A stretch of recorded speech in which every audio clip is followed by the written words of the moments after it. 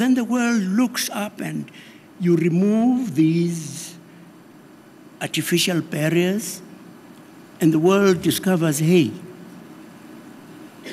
there is in fact a Nelson Mandela, coming out of this community. And I believe we are impoverishing ourselves when we do what we do to women. We are actually made for this interdependence, that each brings peculiar gifts and attributes. When we were dealing with the Truth and Reconciliation Commission, somebody studied the Truth and Reconciliation Commission and found out something very interesting.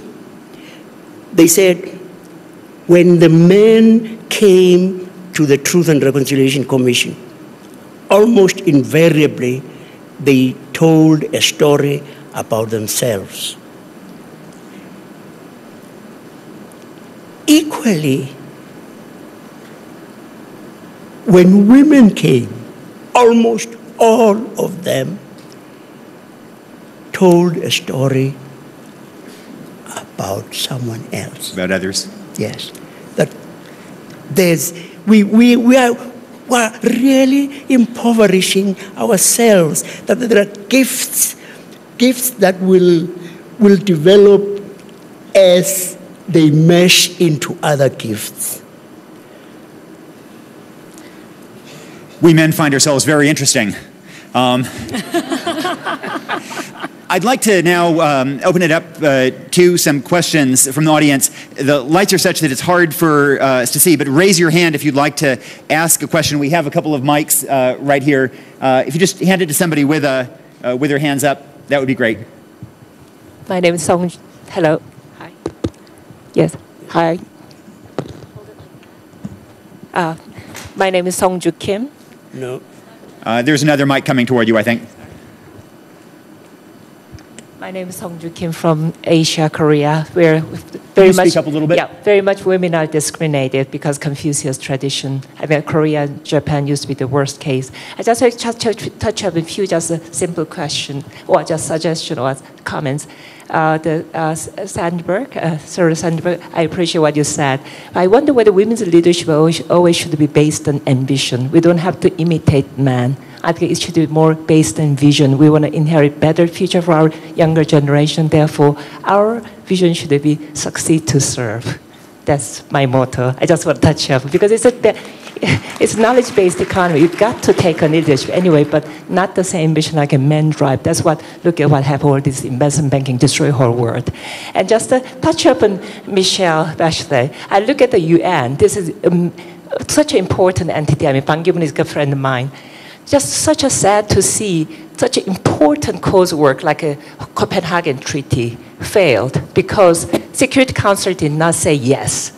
Why is that? Because we are going to now, again, the destroyed environment of our future generations. So my wondering is how you can take on women's initiative, creating on the Facebook or Twitter, whatever, 10 million, 20 million women can talk about this issue. If the UN cannot pass on this environment issue or global warming issue by this obstacle of a Security Council, we have to condemn them. So how can you empower with this using IT? We're short on time, so yeah, just one last comment. Stop there and can I just last comment to Thailand? Can I? Just we want to give several people a chance to ask questions. Can I? Could you? I'm a little bit ambitious here. Can I? Just one. 10 seconds. 10 seconds. This is Thailand. And I know 1/4 of the men traveling to Thailand, sexual trafficking. While you are the prime minister, could you stop women, especially from infant to age, whatever group, serving men for sexual slavery? Thank you. I'll be fast. So I think your question on ambition to lead and ambition based on vision, they're not mutually exclusive at all.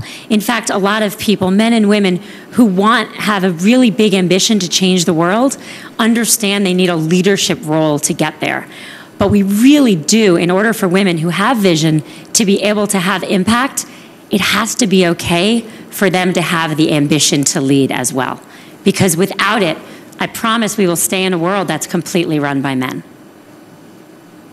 I want to add one little thing to that question. I think that it's important to have the ambition. It's important the education, as you said, from the home, but it's important also in the society to have big models. And I want to just very more the anecdote of President Tarja Halonen. She was 9 years president in Finland. She went to a kindergarten. She asked the kids what they want to be when they were older, and the typical answers, you know, firefighter, doctors, economists, lawyers, and so on. And then she asked a little boy, 6 years old, I said, "Don't you want to be president of Finland?" And he answered very seriously, "No, in this country, men cannot be president of the republic," because all his life he have seen a woman in the presidency. So we need, in terms of creating this hunger, not for, I mean, in my culture, ambitious sounds bad right. for women, because we were taught that way. But ambitious can be also a positive force, depends how you use it for. And in terms, very quickly, because I took my time, on Rio Plus 20 and climate change, we have an opportunity now. In June, we have the high-level summit on not only climate change, sustainable development on the 3 pillars, social, economic, and environmental.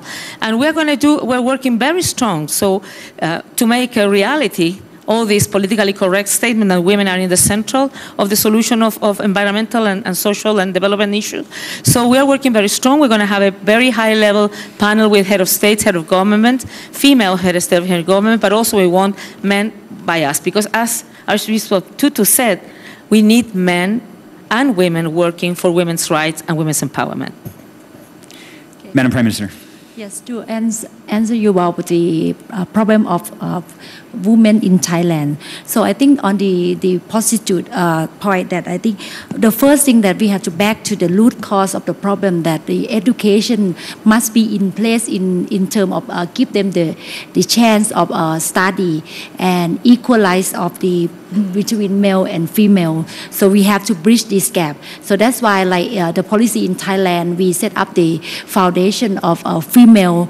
The first of the objective of the foundation is the first thing that help female to access on the financial, because they need the basic of financial to survive themselves. I don't think that lady will do something that bad for ourselves if they don't have, if they have enough money. So this is the first thing. That's why our foundation is start for help women to access all the financial. And second, that give them the opportunities to get the knowledge and help them in terms of the legal, because sometimes without the education, so they don't understand how to survive, understand how to protect themselves, especially the youth, the female youth. So I think this is more important. So that's why we said that education will go along with female. And last thing, that we need to give the world or everyone to understand the environment or understand the underneath of the female. In fact, that female, as myself, that I can say that as long as we give the opportunities to them, and of course that male and female on the balance of the male and female must be complement together. And ambitious is important, but the qualification and the capable for this job is even more important. That will be not we cannot be separate between male and female. So it will be equalized. So we have to give the chance for both male and female in politics, especially in Thailand. For female will be the symbolic of non-violence. So I saw that if we have the proportion of male and female mixed together, first on the personality, so we can fulfill on the thing that the man did cover. But of course, the male cannot do better than female cannot do better than male in some area. So that's mean a complement, and non-violent will help, especially in Thailand. Mr. Tutu will say that in the reconciliation. So I use as the feminine to come up with other people and move Thailand forward for reconciliation and a peaceful for my country. Thank you. Thank you. And Madam Prime Minister, I have to also say that you speak better English than I do. Oh, thank you. We'll take maybe a couple more questions and then try to answer them collectively because we're running a little low on time. Thank you very much. I am Margaret Kamar from Kenya, Minister for Higher Education.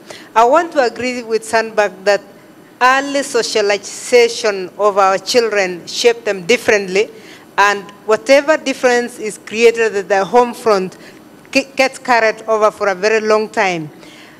We only passed our constitution the other day, and in our new constitution in Kenya, we said 1/3 political positions and all positions should go to women. But thank God for you and women, we are still searching for those women to come forward, in spite of the fact that education has given us quite a number of women. I wanted to ask, out of that, the Thailand experience, how did you deal with the socialization, cultural socialization early in the years? How is it that you are okay? You say that you have gender equality at this level. Did you have that issue, and how did you deal with it? Okay, and we'll go ahead and take, I must say there's no ambition gap here in this audience. I'd like to encourage other questions, and we'll just take a few questions and then address them together. Gary Haugen with IJM. Nick, you and Cheryl brought out in Half the Sky the subtext of violent abuse and oppression that exists, really permeates the life of the poorest women and girls in the world, and just interested in signs of hope or interventions that work in that area. Thank you. Hi, I'm Lauren Gunderson. I'm a playwright and a screenwriter, and I'm very interested in sex selection and how the very fundamental unchoosing of girls before they can even prove themselves and provide models for other women in the world, how that affects you, and what thoughts you have on that. Sex selection, yeah. Let's take those questions, and also let me, just to mix it up a little bit, throw in one more, and then each, and the question I'd like to throw out is whether a world in which there is greater gender parity would look particularly different. And in particular, I mean, it always strikes me that that the strongest, the best advocates I know of for greater equality are not bleeding heart columnists, not any of us here. It's these hard-bitten American generals in Afghanistan, because one of the things they've learned is that if more girls are going to school in a particular district in Afghanistan, there'll be fewer attacks on soldiers there. And so you get these generals sitting around a conference table, and one moment they're talking about airstrikes on the Taliban, and the next moment they're trying to figure out how to get more girls in school, because they know the difference that will make in security in Afghanistan. And so why don't we go with you, Cheryl, and work our way back. Would this kind of a world look different? Would it be different? I started my career working at the World Bank, and I worked on leprosy in India. And the saying at the World Bank at the time, this is the early 90s, was you have to give money, make sure the money goes to the women, because the women will spend it on their children and the men will spend it on whiskey and other women. Not that anyone here would do that. But the data is pretty clear that women spend 90% of their income on their children, and men, I think it's more like 30 to 40%. Yeah, I was going to say 40, so I'm glad you corrected me, 30 to 40%. So I think it will make a difference. I think it would be a more peaceful world. If you talk to Lema Bowie, who just won the Nobel Peace Prize along with 2 other women this year, and you ask her what needs to change, she's very clear, and she says women in power, because women in power don't have guns and don't rape people. And so I also would say we might as well try it. Can't get worse. But I really think that a world where we're using the population, the gifts of all of our population. Warren Buffett has famously and generously said one of the reasons he has succeeded so much in life is because he only had to compete with half the population. Why not use the talents of the entire population to address the very considerable needs this world has? Thank you, Talal. For me, I mean, I go back to my original point that, you know, if I look at it from an economic point of view, I mean, the World Bank, they came up with a study that showed that there is a direct correlation between growth in GDP and